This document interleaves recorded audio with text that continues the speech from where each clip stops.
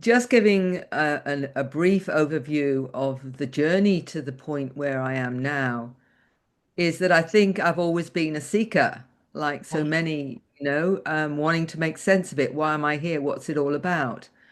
And I will tell you something I haven't ever shared very often was I remember as a 3-year-old sitting looking out the window. It was an afternoon, and my mum was having a siesta, and it was really quiet. And I had this thought, which I've never forgotten. I wonder if things only move when I look at them. And where that came from, I haven't got a clue. But it's the weirdest thing for a 3-year-old to think that somehow or other I'm part of whatever consciousness is, only I didn't understand it then. But I was brought up in a fairly religious background, which got me into a certain program, as I call it, to think of things in a certain way. But as I grow older, I started to question that. There were things that didn't fit from my belief system that I was finding other people had, particularly reincarnation, this kind of thing. If it was weird and wonderful, I usually had a book on it. It was like the supernatural, the paranormal, anything that was weird or strange fascinated me. I wanted to know more about it because it was exciting, it was interesting, where everyday life was very everyday life. And during all that time, I became a nurse and then a midwife. And having a family meant that for a while I didn't work. So I was reading even more of the weird and the wonderfuls, from reincarnation right through to healing, energy work, and this kind of thing. So I've always been open to a greater reality.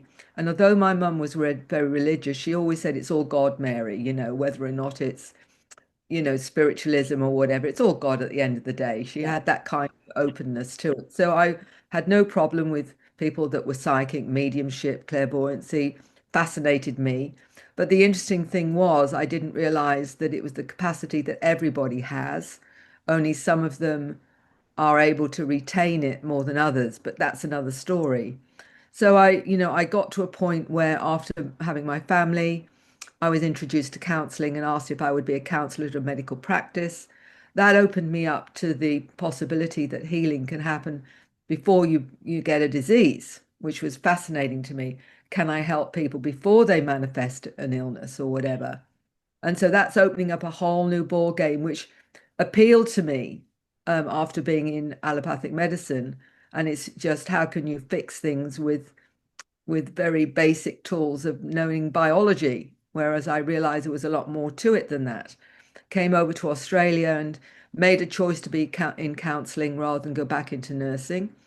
And the interesting thing with that, I was working with grief and bereavement counseling, people who'd lost people, which was profound, but also those facing their mortality, those that in hospice and saying, well, Mary, do you believe in life after death? They're facing, well, is that something I can take on board knowing that that's where I'm going? The experiences some of them had was fascinating. And the reality that some of them felt they were being communicated with by family members that had passed on or had strange experiences around it. So I was in no doubt of the reality of a greater reality, if you like, that spirits were real, fairies, angels, all of that were actually a reality. I had no problem with that. And I'd let go of all my religious programming by this time.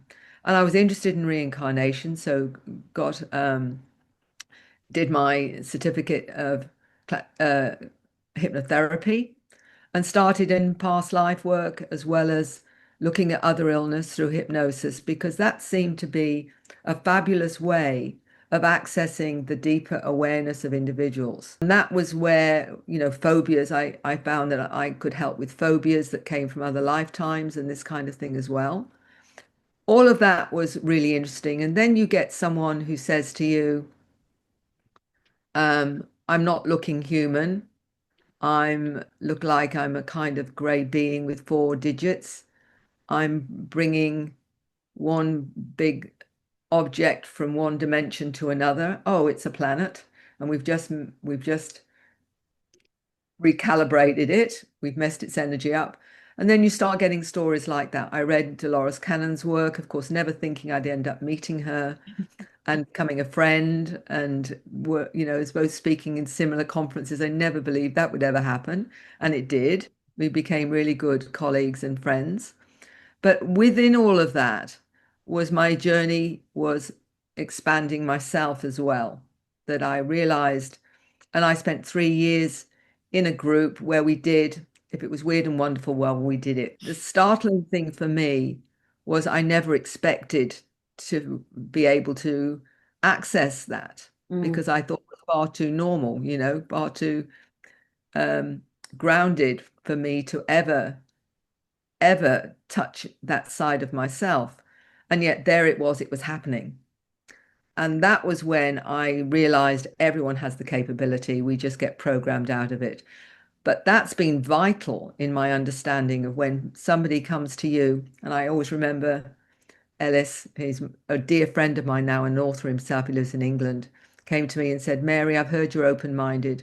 For this, there's no support groups. For this, they just think you're crazy. And talking about him going on board spacecraft, his family having experiences, the children waking up with marks on his body, this kind of thing. And I thought, well, this the fact that it's involving the whole family, the fact there's tangible marks, this is no fantasy. This is a reality. And the bottom line was, fortunately, I'd read a couple of books at the time. The one by abduction, Dr. John Mack, the psychiatrist at Harvard, who was very convinced at the end of the day that this was real. He also wrote Passport to the Cosmos. I met him only the once, which was wonderful.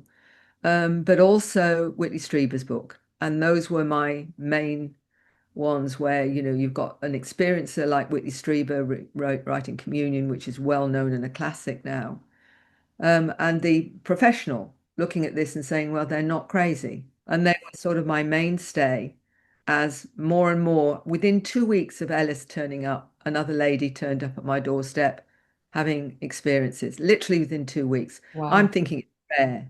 And I'm thinking this must be very rare. No, it's not rare.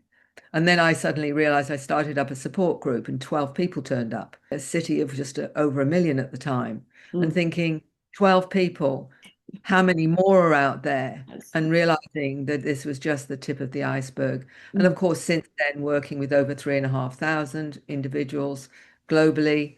And that's, again, just the tip of the iceberg. I know this is global. I know it's happening everywhere. And in every town and city, there are people that are having experiences but can't talk about it and pretend it isn't happening. Or if they talk about it, their family gets worried and scared, so they feel isolated. It is everywhere. If I say nothing else, that you don't know whether or not it's you, other than perhaps your belief system may not allow you to accept it because it's challenging perhaps all your beliefs, which it does.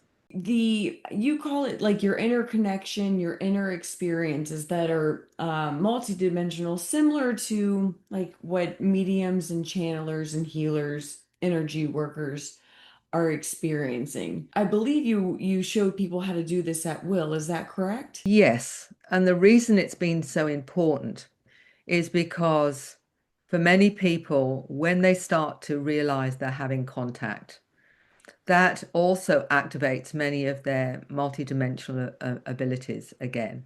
They start to see orbs of light or feel energies or feel presences and what have you. And it scares the living daylights out of many of them because they think they're going crazy or whatever. What we discovered was there's two important things I want to say about the survey that we did with the Dr. Edgar Mitchell Free Foundation. 4,200 people.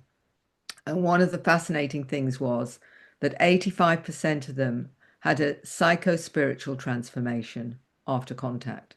That's very, very significant. What does that mean? It means they lost interest in material values, the normal way of living, the a new philosophy about caring for the planet, connected to everything, feeling there's a bigger purpose, feeling they've got a mission, feeling like they've got awareness and abilities that they didn't realize that they had. All these things expanded once they'd realized they had contact or were having contact.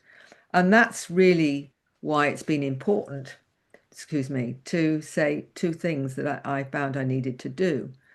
In many cases, they may have a missing time episode or they've seen a craft and some strange things happened and they want to know, can you help me find out what happened because I've got no memory of it.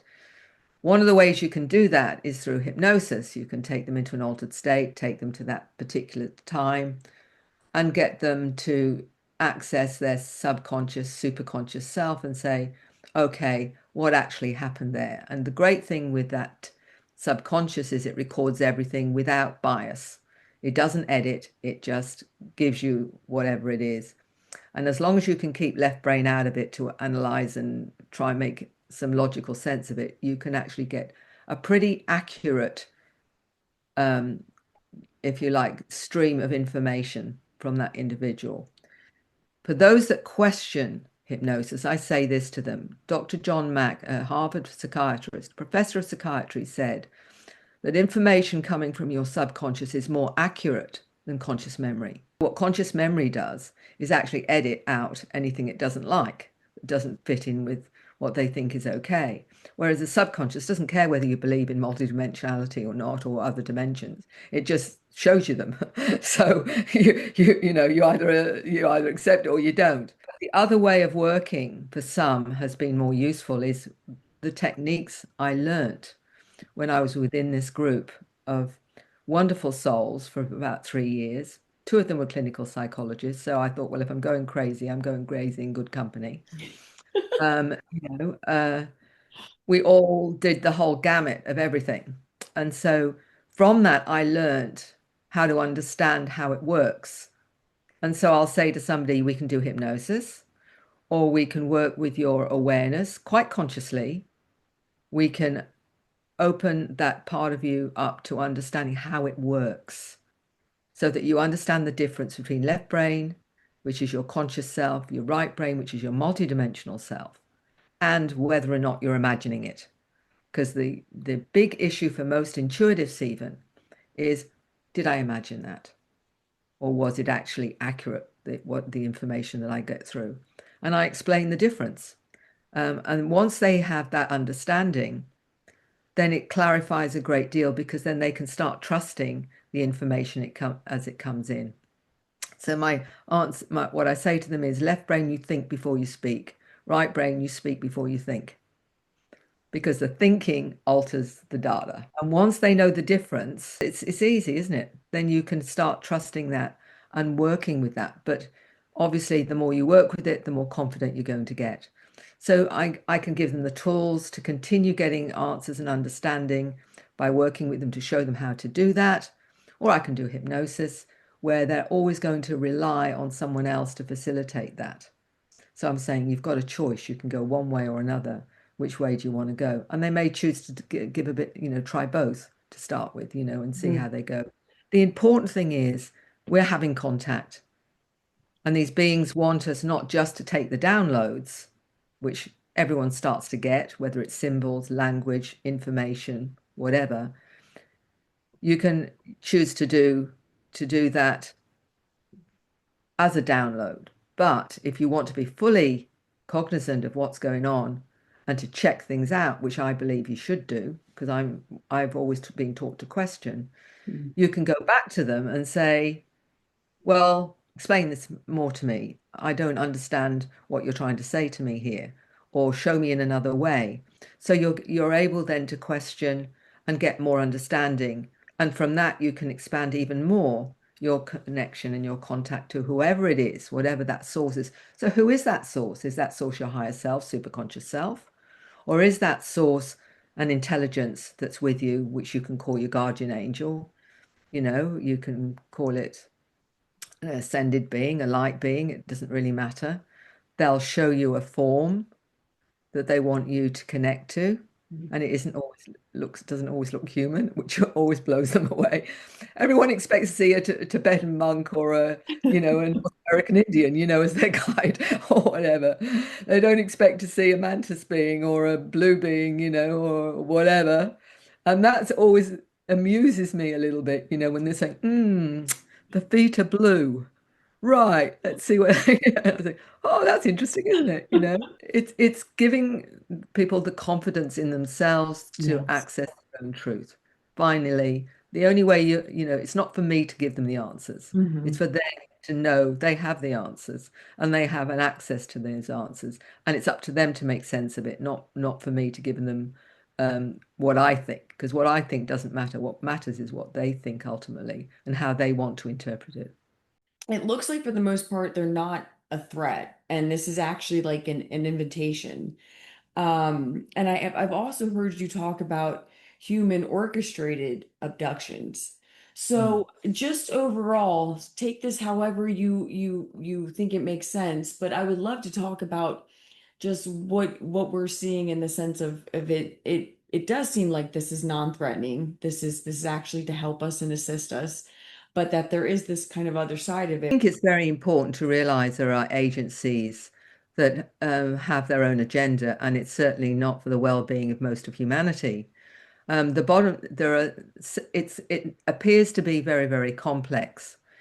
In terms of most of the agendas, the reason that survey was so important was it was showing that the primary agenda seems to be raising consciousness of humanity, primarily. The 15% that were still in fear, thinking it's all bad and they're evil aliens and what have you, I think some of that has definitely come from what we call my lab, that's military induced abductions.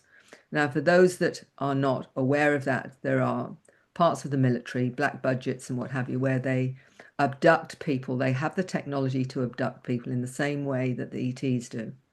They take them to underground bases and they drug them and interrogate them for information about what's happening on the craft and what the ETs are doing and the technology.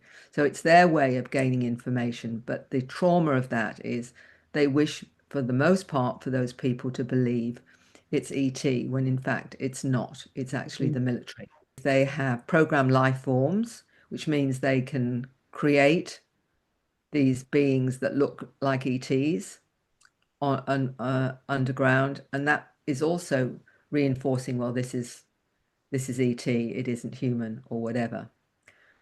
There is the suggestion, and I still don't know for sure, that there are maybe certain factions that still work with the military that are also not beneficial, but I don't know a lot about that. It's really hard to know what's what with who are the programmed life forms, who are those actually that are not. There may very well be, and I think it would be unrealistic to expect that all forms of intelligence, want the best for us. I think that the majority, it seems, do. I mean, because I don't know. I have a minute research base compared to the globe. I don't know what the military knows. I don't know what the government knows. I do know I did a regression with one wonderful lady, and she was lying on a table in an underground base, and they had a huge picture of the mantis above her head and saying to her, to program her, this is an evil being, this is an evil being. So make up your own mind what you want to believe around that. All I can say is the majority seem to have benefited one way or another from their interactions. And ultimately, when you look at all through history, if they had evil intentions for humanity, we wouldn't be here because they've had technology forever and they could have taken us out at any point in that. So, this is just being logical, you know. Absolutely. There's so much I don't know that I can't make a categoric, and I wouldn't make a categoric statement on that. All I know is for the most people that come to me, ultimately, even with scary experiences, when they've explored that scary experience, they've often found it wasn't what they believed it to be. That going into it was, oh, well, I thought it was this. Well, actually, it wasn't that. It was this now that we've looked at it. And I've got so many accounts of that happening. And I'll briefly say a 66-year-old that had lived all her life in fear in England. Her whole family had been taken up on a craft at one point. She wanted to know about lifelong fear that she had of these beings. And she was dreading it in one level, the hypnosis, because she was terrified of what she was going to find. I took her and I said, I want to take you to the origin of your fear. And immediately her subconscious went to her 2-year-old self in a cot. And she's lying in the cot. And I'm saying, so what's happening? Because this is the origin of her fear. She had two beings are standing there looking at me. I said, well, are they doing anything to harm you or hurt you? She said, no, she said, they're just observing me. They've been with me all my life. And Actually, they've been helping me all my life. She said, so I said, so where's the fear? And she talked about the fear being held in her back. And we did a kind of clearing of the fear. And she said, they've been helping. Oh my goodness, they've been helping me all my life. They've been doing this for me, that for me. They showed me this. I had no idea that they've been doing this all my life. And she was in tears. Fear had been there simply because she'd woken up as a little child and got scared by the image of them. But actually, they'd been supporting her all through her life. She came out of the hypnosis and she literally danced around the room. She said, "It's the first time I've been without fear in my life." And it was funny because her 15-year-old grandson was going to have a session with me after that. And he said, "I wish I'd stayed at school." He said, he decided he didn't want to do it after all and what have you, you know. And Wow. she said, "Look at me." She said, "I've never felt so wonderful. Come on, you know." And he went into it to his experience in a garden in England. And he said, there's some orbs of light he was seeing. And he said, "Oh, that's great granddad and Uncle so and so." And he recognized who the orbs of light were. And then the beings came out of the craft and talked with him. And what was fascinating was when the beings went back in the craft, so did the orbs of light. But there were family members that had come, and he said, to support him. And he said, and they've told me I mustn't touch drugs and I mustn't do this and I've got to. And so he went straight into all of this. And again, he came out of it just completely different after having that experience. So this is what I want to say to people, you know, when you have these profound shifts in understanding, and you can play devil's advocate and say, oh, well, they could have imagined that and what have you. And I've often said, would you have ever imagined that in your, you know, ever thought that this could have been what you've just said? And they say, not in 100 million years would I have even begun to imagine that kind of thing. And that's enough testimony to me. The fact that it's made such a shift in their awareness and their understanding. And I've got so many stories like that that have completely changed their attitude to their encounters. And the interesting thing is, for many of those, and we talked about the star seeds, what is it that so many say, this isn't home? My home, I come from Pleiades or Andromeda or Arcturus. In that space, I'll say, have you got any other origins that are relevant to you? And they'll say Pleiades right away, spontaneously. And they'll say, why did I say that? I said, because you knew, which really surprises people when I take them through a process. I'll say, so what are your other links to what other star systems or whatever? And when they come out of it, they'll mention things they've never even heard of before. Wow. And where did that come from? Well, I said it's becoming from that other part of you that has the knowing. And when you're not editing, then it allows it to come through.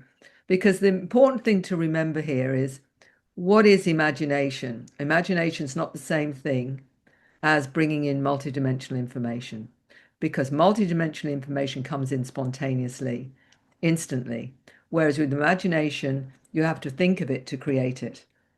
In a reality like your bedroom, you know where the book door is, you know where the window is, you know what color the walls are, because it's real and it's your bedroom. If I said, well, create a bedroom, you'd have to think, well, how big would the room be? Where would I put the window? Where would I put the door? What color would the walls be? It requires thinking to imagine. In multidimensional information, it's there. It's in your head before there's any chance to think anything. And that's how you know it's not your imagination, because it is instantly there. You know this. Many intuitives know this. Where did that come from? You know, these amazing thoughts. I didn't know I was so wise, you know. Well, it's either your superconscious higher self or it's one of your team or your guardian angel, your gatekeeper, you know, your guide, or the team. And they're coming in to give you information. And the more that you're receptive to it, the more they'll give you. So the more that you listen to that, the more chance you have of getting understanding about what's going on in 3D. Without that, 3D doesn't make any sense. You need both eyes, your left and your right. I would love to talk about Dolores Cannon a little bit more and the volunteers and the Star Children. And I know you've said that in many cases these children or these people have experiences and knowings ever since they were young children. Well, I think Dolores Cannon was one of the very first through her wonderful books that talked about the New Earth. And she was getting it through multiple individuals as well. And that also came in with my work. And I think that was what was so great was getting validation from each other, in terms of similar accounts, similar stories, although we work quite differently in terms of the way we do our hypnosis and what have you. We were getting similar data. And you know, Dolores was a pioneer in terms of all of that because she was laying the groundwork, which enabled me to expand on that. I think we owe her a great debt for what she brought through with so many wonderful souls. What it indicated and qualified my own work was that the soul journey, really, the soul journey from other dimensions, other planets, coming here to help with that um, raising of consciousness, activation, to take us to a new level of awareness on a planet that fits that higher frequency, because this one doesn't. And many of the souls have volunteered. And, when you get a child of 10 that tells you, and this was fascinating to me, he called himself a center seed. He said, I was a blue being on another planet. This is my first incarnation on planet Earth. I'm here to connect to the center of the planet, and I'm here to help with the pollution. When you get children with conscious recall, and this is where I was able to expand on some of what Dolores was finding with the older individuals, older star seeds, is the children come in with the knowing of their mandate already. They don't need hypnosis. They already know what they've come here to do. I was talking to a 7-year-old a few months ago, and she said that she's a hybrid. She's part blue avian, part human. She explained that she's a healer and that she is bringing in the frequencies, speaks star language, and says that when she heals someone, she's activating them to do their own healing on themselves. Now, this is a 7-year-old describing this. So the difference was that Dolores was getting the older star seeds to access that side of themselves, their awareness, their connection to other planets and whatever. But I was getting also the children, that parents were contacting me and saying, my child says they're a hybrid, or that they've got parents out there that aren't human. And this is so sort of looking at the intergenerational link. Dolores was saying, well, this is what a lot of the older star seeds are saying. And following that intergenerational link, you're getting the children qualifying that and having conscious memory, no hypnosis, absolute conscious recall. And that's what I loved about it, because nobody can say, oh, well, you've influenced them, and the parents are blown away. They say, where did this come from? And I've often said, well, I'm going to send you a child's questionnaire because you may be amazed at what else they're experiencing that you haven't been aware of, or that they're seeing the world in a multidimensional fashion. Why a lot of children don't vocalize or speak early is because many of them are telepathic. They don't need to. I always remember this young man saying to me, we had an argument, me and my sister, because she said, stop being lazy and start talking, because they'd had telepathic communication for many years as kids. And she's saying, don't be lazy, start talking now, And he said, I always remember her saying, no, because we don't realize. Because I remember another lady saying to me, Mary, my daughter's been telepathic from birth. And she said, and we've known it because she picks up on us all the time. She says, but she's 3 years old and it's getting very tiring hiding my thoughts from her. When you often have thoughts you don't want anyone else to know about. You don't want your 3-year-old picking up on them, do you? Or whatever. A 13-year-old said a similar thing at school. She said, I've got a teacher, she said, and what she's saying and what she's thinking are two different things. And what she's thinking sometimes isn't very nice. So we're dealing with these awake children that are tapping into everything that's going on and they know what's happening. They're able to look at you. And I remember, I think it was a 9-year old when I was talking to his dad over in the US, and he said, "Can I speak to Mary?" And I said, "Well, yeah, sure. What is it that you want to say? Or why do you want to speak to me, really?" And he said, "Well, it's because of your energy," he goes. So it wasn't it wasn't what I expected. These kids are super aware. And this is why I wrote The New Human for that reason, is I wanted parents to realize that if their kids are a little bit different, and many of them are, they call them neurodivergent, don't they? They may be Asperger's, they may be ADHD, they may be autistic, dyslexic, or even bipolar. All of those are given these labels, if you like, but what they really are, many of them are showing us a new way of our awareness on a human level, processing more a multidimensional reality. And they need support with that and understanding of that because many of them can be telepathic. We've got the telepathy tapes that have come out with autism at the moment, just showing how many of these children are telepathic.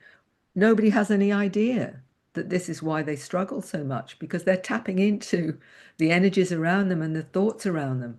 No wonder they have difficulty on this planet and whatever. When people say, I, you know, we are being supported by multiple galactic intelligences at this very time.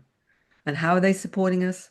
By bringing us souls from their planets or their vibrations with certain skills to help in human form change this planet into and assist this planet to evolve. That's why so many connect to star seeds and say, when you ask them how they're getting on, they'll say, "I want to go home. This Mhm. is not home. I don't like it here. How can I leave?" Because they do. They struggle with the density of Earth. And it's reminding them of that they've come here to help. They've come here with their awareness and their skills. And I feel like sometimes, a headmistress of a boarding school where you've got the children saying, "I don't like it here, I want to go home." And I'm saying, "You're going to have to wait for your holidays Mm, because you're here to learn something or whatever." yes. Because that's that's what I believe is really going on for so many.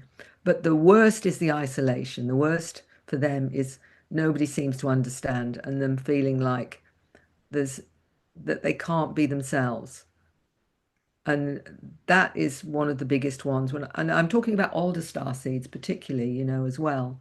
The ones in their 50s, 60s, 70s, 80s saying, "I've never been able to talk about this. I've Mm. had it all my life." But who will understand? I remember when I was in Norway at a conference there, and I talked about the star seeds and I listed them all, and I wasn't sure how that would be received. This wonderful lady, she said, "I'm 79 years old. Everything that you've said about the star seeds, that's me. I'm a farmer's wife." And she said, "And I used to call the sheep in with my mind, and nobody knew how I did it." But she'd been totally isolated, 79 years old, lived with that all her life. Think, my goodness me, what Yeah. some people have taken on to help this planet evolve. And you think, whoa, that is just such an amazing thing. For me, it's just from the moment I started hearing stories, it was never a question. And yes, I have had my own personal experiences that helps like validate things, but hearing these stories, hearing grown men cry, I've heard a grown man on a documentary share a story about how he pooped his pants seeing a Sasquatch. It's like no grown man wants to admit to that, you know? So it's just incredible. Whistleblowers, some people have lost their lives coming forward. I mean, yeah, it's incredible. The thing that is for me the worst part of this is how so many seeking help end up in the psychological, psychiatric field Yeah. where they end up in hospital, medicated, having their reality denied. And so the reason I wrote the Awakening was to provide a manual to say, what do you do about the fear? How do you know this is real? What about missing time? What about the missing pregnancies? To give people a way through getting their own answers rather than relying on mainstream, which still, I mean, we've got a truth embargo even now.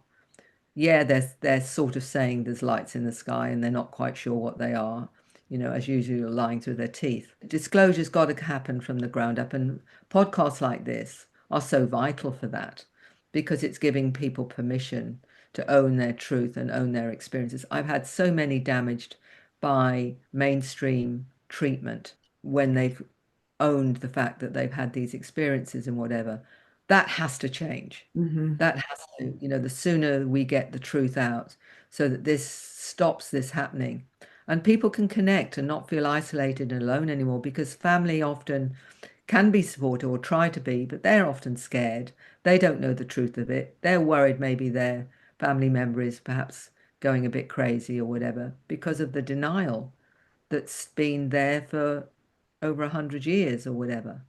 So for me, the most important thing is providing, as you are, information to validate the experiences and say, no, you're not crazy.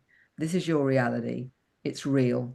And something very significant is going on here that's really is the life changing for humanity, is the best way I can put it in every sense of the word. And we're at the crossroads of that, I believe now. I absolutely agree. I really don't like to put fear out there or get into like prediction addiction and all of that, but I do resonate with many people talk about feeling like something is going to happen. And again, I think there's been a series of things that we have seen happen. And I do think that those series of things create and accumulate to, a bigger moment, experience. But I just get the sense that there's going to be something, a moment where an event, a moment,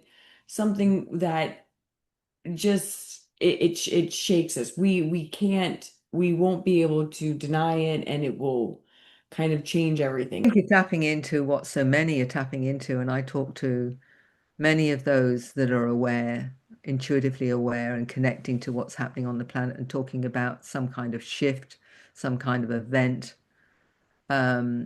almost a sense of anticipation, sometimes anxiety that something's about to happen. And that's what I've been told too, in my when I connected, it's like, don't try and work it out. It will, because it's actually um, too complex for you to work out. Mm. Basically, I've been told to just be patient and wait for things to unfold, which is very frustrating when you don't get any kind of idea of what that might be. And as you say, it might be a range of different things.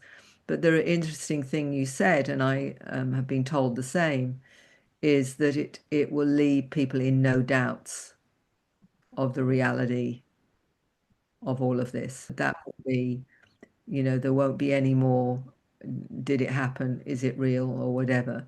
Although I've always made the statement that there's going to be 10% of the planet that if a UFO landed on their front lawn, they'd call it a fire engine because they don't want to go there.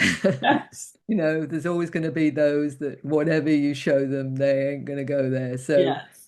I think that's fair enough, the old guard still wanting to stay in 3D reality. This is why I think we've incarnated. We've incarnated to be part of that shift, to assist with the skills. And they're saying a lot of these star seeds coming in, the new generations have the awareness and skills to assist in the creation of this new way of living and being. And so many of them say, I've got a job to do, and they're already connecting to all consciousness, whether or not it's animals, speaking and communicating with animals, plants, crystals, the whole shebang as intelligence. That it's all, we're connected to everything, no matter what form it takes. And that's been fabulous. When you get a 6-year-old holding a meteorite and explaining to his mum what this meteorite is telling him and where it's from and what it feels. And she said, "Well, how do you know that? How is it talking to you?" She said, "He's talking to me in my head." So as he's holding this meteorite, he's explaining how it all works. Where does that come from? This is, even with the most skeptical person, how or why would a child say that? Yeah. Something was very real with it. And this is why I love the information from the kids, because there's no filters there, there's no programming in the way. They're saying it as it is until we start telling them what is real and what isn't real, as far as we're concerned. Then, of course, it shifts everything. And the sad thing is that many of those older that want to tap into their multidimensional self, their biggest limit is the programming that they've had all through their lives, whether it's religious, educational, scientific, anthropological, whatever it is. You have to clear all of that so that you can get back to your integral knowing, your superconscious higher self that says, this is the reality. When we go back and look at children who are coming up with these stories or experiences, or they remember something that someone across the world is also remembering, or like in my case, and so many others who are older that have had experiences when they were younger, before the internet was out, before we were talking about star seeds and the new earth and all of that. So many of us now, we're realizing, because of the internet, because we can connect now, we're realizing so many of us had those similar experiences as children. But for us to have those experiences to begin with, and for them to be so similar, it just, to me, it just screams that that this is being divinely orchestrated, that our souls are orchestrating this, that there is a bigger picture and a bigger meaning to all of this. Am I making sense? Absolutely. The way I've looked, I'll give you an example of how old was she when she told me about this? I think it was about 8 or 9. She said, when we talk about God, God has no gender. It's not male or female. It's a kind of ultra terrestrial that lives in the land in light, along with the angels and our souls. And she said, and we come out from that and we go through different darkness and we're helping each other as souls to move through those stages as we learn and grow. We're all helping each other on the journey. But if you do any work with people between lives, and Dr. Michael Newton, for example, Journey of Souls, has regressed so many people in between lives where they have the soul families and the monad, and the fact that we work with different soul groups to create various experiences for the soul to grow and learn from. That made absolute sense to me, because I would often, when I take somebody from a past life where, they've experienced certain things at the death sequence and coming as a spirit from leaving the body. And when I'll say, where are you? Oh, I'm now in light and I've got my guides or whatever. And I'll say to them, what did you learn in that life? Oh, I learned about limits, or I learned about compassion, or I learned about this, but I didn't do so well in this particular area. So I'm going to have to look at that the next time when I, incarnate again. And they all indicate that they've chosen their family, their siblings, their parents, and the fact that they've already chosen a life path for experience and learning and growth. And some will choose an easier time one life rather than another, and some choose a more complicated one because they want to grow a bit faster.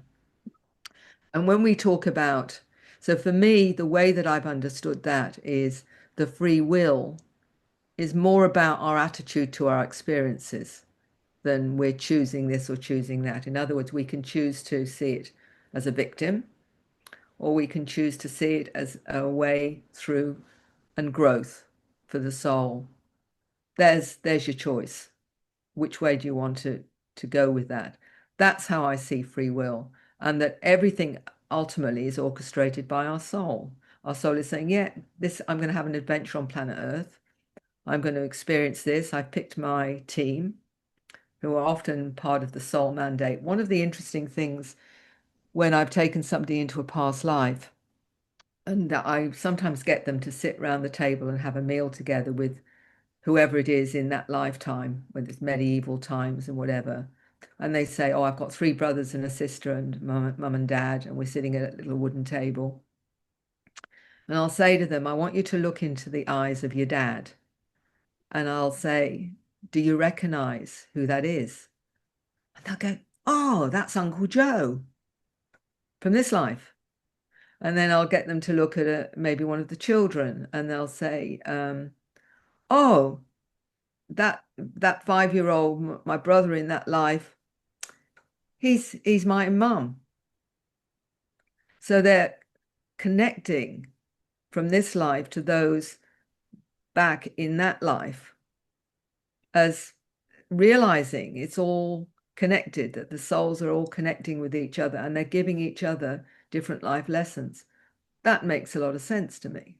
And what it's demonstrating is we're working with our soul groups all the time. We sometimes impinge on other soul groups, but primarily our main soul group is the ones we incarnate with time and time and time again. And we're choosing, okay, this lifetime I'm going to be this.